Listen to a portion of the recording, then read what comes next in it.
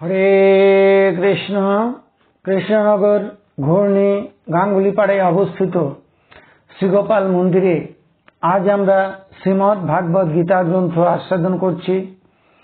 আমরা আস্বাদন করছি শ্রীমদ্ ভাগবত গীতার 17 অধ্যায় শ্রদ্ধাত্রয় বিভাগ যোগ, শ্লোক সংখ্যা 27।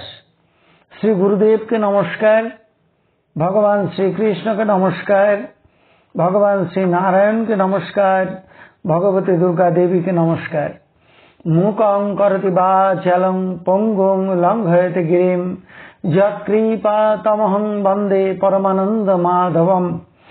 এখন আমরা আস্বাদন করছি শ্রীমদ্ ভাগবত গীতার 17 অধ্যায় শ্রদ্ধাত্রয় বিভাগ যোগ, শ্লোক সংখ্যা 27।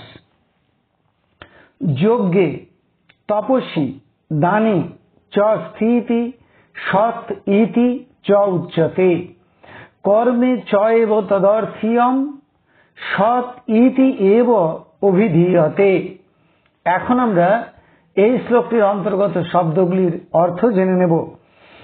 যজ্ঞে যজ্ঞে, তপস্বী তপস্যায়, দানি দানি, চ এবং স্থিতি অবস্থিতি, নিষ্ঠা বা তৎপরতা, সৎ সৎ, ইতি এইভাবে, উচ্চতে বলা হয়, তদর্থিয়ম এই সকল উদ্দেশ্যে, কর্ম কর্ম, চ ও, সৎ সৎ, ইতি এইভাবে, এব অবশ্যই, অভিধীয়তে বলা হয়।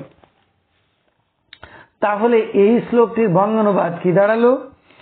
এইভাবে যজ্ঞে তপস্যায় এবং দানে অবস্থিতিকে বা নিষ্ঠাকে বা তৎপরতাকে সৎ বলা হয়।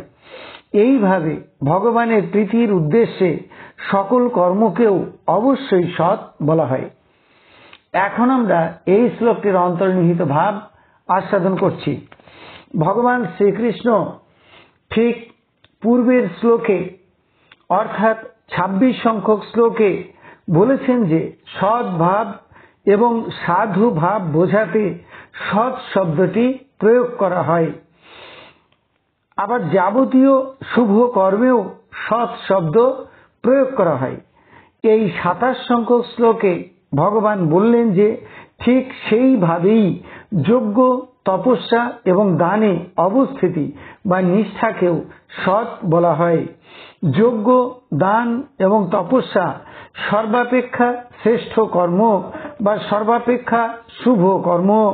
এই সকল কর্মের দ্বারা প্রতিটি মানুষের এমনকি বিবেক সম্পন্ন সাধু বা মহাপুরুষদেরও চিত্তশুদ্ধি ঘটে। তাই বিশ্বশান্তি যজ্ঞ, গীতা যজ্ঞ, রাজসূয় যজ্ঞ, অশ্বমেধ যজ্ঞ, বাজপেয় যজ্ঞ ইত্যাদি প্রতিটি যজ্ঞই যদি নিষ্ঠার সঙ্গে করা যায়, নিষ্ঠা মানে আন্তরিকতা এবং শ্রদ্ধার সঙ্গে যথাযথভাবে যদি করা যায়, প্রতিটি যজ্ঞই যদি আত্মসুখের বাসনা ত্যাগ করে ভগবানের প্রীতির জন্য করা যায়, তাহলে সেই সকল কর্মই সৎ পদবাচ্য। দানে অবস্থিতি বা নিষ্ঠাও সৎ পদবাচ্য। মানুষ যখন কিছু দান করেন তখন ভাবতে হয় যে দান করছেন ভগবান, দানের দ্রব্য ভগবান, দান নিচ্ছেন ভগবান, দানের কর্ম ভগবান এবং দানের ফলও ভগবানের। এই মনোভাব নিয়ে ভূমি, অন্ন, বস্ত্র, জল, স্বর্ণ, ছত্র, অর্থ যা কিছু মানুষ দান করে তাই সাত্ত্বিক দান। এই দানে কোনো ফলাকাঙ্ক্ষা থাকে না। এর ফলে ভগবানের শ্রীচরণে পৌঁছানো যায় বা ব্রহ্ম প্রাপ্তি হয়। এইরূপ দান বা দানের নিষ্ঠা সৎ শব্দবাচ্য। কিছু মানুষ আছেন যারা দান করতে খুব ভালোবাসেন, দানে তাদের খুব আগ্রহ, আন্তরিকতা এবং নিষ্ঠা। তাদের এই যে আন্তরিকতা, নিষ্ঠা এবং শ্রদ্ধা সহকারে দান, সেইটাকে বলা হচ্ছে যে দানে অবস্থিতি বা দানে নিষ্ঠা। ভগবান বললেন তপস্যা কর্ম সৎ পদবাচ্য। ভগবানের নাম করা, জপ করা, ধ্যান করা, সৎ গ্রন্থ পাঠ করা, রামায়ণ, মহাভারত, গীতা, চৈতন্য চরিতামৃত, ভাগবত, উপনিষদ ইত্যাদি গ্রন্থ পাঠ করা বা এই সকল গ্রন্থের পাঠ শ্রবণ করা, ভক্ত সঙ্গ করা, সাধু সঙ্গ করা, তীর্থ পর্যটন করা, সাধুদের সেবা কার্য করা, ভগবানের পূজা করা, যোগ অভ্যাস করা, বিভিন্ন ব্রত পালন করা, এই সকল কিছুই তপস্যা। এই কার্যগুলি যদি নিষ্কাম ভাবে ফলের আশা শূন্য হয়ে ভগবানের প্রীতির নিমিত্ত করা যায় তাহলে সেই কর্মগুলিও সৎ পদবাচ্য। এইভাবে যজ্ঞ, দান এবং তপস্যা যদি ভগবানের প্রীতির নিমিত্ত নিষ্কাম ভাবে করা যায় তাহলে তা সৎকর্ম বলা হয়। এবারে ভগবান বললেন যে ভগবানের প্রীতির নিমিত্ত যে কর্ম চয়েব তদর্থ্যম তাও সৎ বলে কথিত হয়। পূর্বের কর্মগুলি তো সৎকর্ম বটেই, তার বাইরেও ভগবানের প্রীতির নিমিত্ত সম্পাদিত সমস্ত কর্মই সৎকর্মবাচ্য। বস্তুতপক্ষে মানুষ সকালবেলায় ঘুম থেকে উঠে রাত্রিবেলায় ঘুমানোর আগে পর্যন্ত যত কাজ করে, এমনকি ঘুমানোরূপ কার্য, তাও ভগবানের সমর্পণ করে ফলাকাঙ্ক্ষা শূন্য হয়ে অর্থাৎ নিষ্কাম ভাবে যদি করা যায় তাহলে প্রতিটি কর্মই যোগ্য কর্ম হয়ে ওঠে। অর্থাৎ আয় উপার্জন করা, চাষবাস করা, ব্যবসা বাণিজ্য করা, চাকুরি করা, ডাক্তারি করা, ওকালতি করা, ফুলবাগান পরিচর্যা করা, রান্না করা, সন্তান প্রতিপালন করা, সমাজের বা দেশের সেবা করা, চণ্ডী পাঠ করা বা জুতো সেলাই করা, যে কাজই আপনি বলুন না কেন, সেই কাজটি যদি আপনি কর্তৃত্ব অভিমান শূন্য হয়ে করেন, অহংকার শূন্য হয়ে করেন, ফলের আশা শূন্য হয়ে করেন এবং ভগবানের প্রীতির নিমিত্ত করেন তাহলে প্রতিটি কর্মই যোগ্য কর্মে পরিণত হবে। এইরূপ কর্ম করবার সময় জয় পরাজয়, মান অপমান, ভালো মন্দ, পাপ পুণ্য, শত্রু মিত্র সব সমান মনে করে কাজগুলি করতে হবে, তাহলেই যোগ্য কর্ম হবে। এইরূপ যোগ্য কর্মের ফলে মুমুক্ষু ব্যক্তি এবং ভক্ত সাধকরা ভগবানের শ্রীচরণে পৌঁছে যান এবং মুক্তি মোক্ষ লাভ করেন।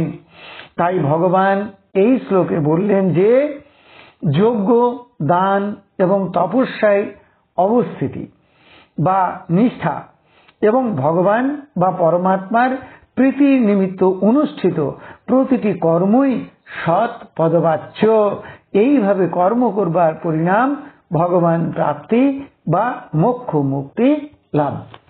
তাহলে এতক্ষণ আমরা শ্রীমদ্ ভাগবত গীতার 17 অধ্যায়ের 27 সংখ্যক শ্লোকটি আস্বাদন করলাম। এখন আমরা শ্রীমদ্ ভাগবত গীতার মাহাত্ম্য পাঠ করছি। শ্রী ভগবান উবাচ গীতা নামং বক্ষ্যামি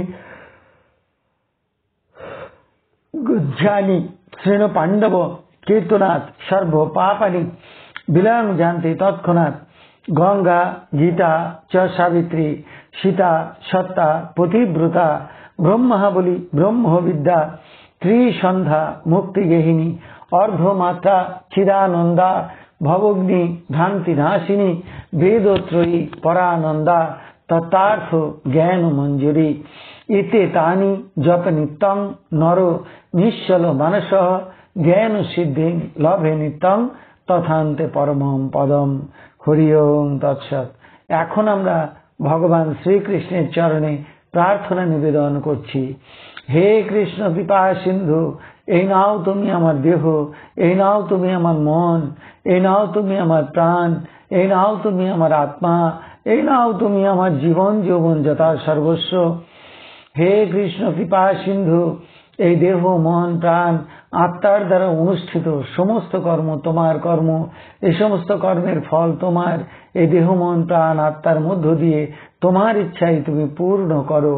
হে কৃষ্ণ কৃপা সিন্ধু, তুমি পিতা, তুমি মাতা, তুমি পুত্র, তুমি কন্যা, তুমি স্থাবর জঙ্গম কীট পতঙ্গ লতা পাতা রূপে রূপে প্রতিরূপে তুমি বিরাজিত। তুমি ব্যতীত এই ত্রিভুবনে আর কিছু নেই। হে কৃষ্ণ কৃপা সিন্ধু, তোমার রাতুল চরণে শ্রদ্ধা ভক্তি দাও, ব্রহ্ম জ্ঞান দাও, সকলের কল্যাণ করো, সকলের মঙ্গল করো। হরে কৃষ্ণ। আপনারা সকলে ভালো থাকুন, সুস্থ থাকুন, আনন্দে থাকুন।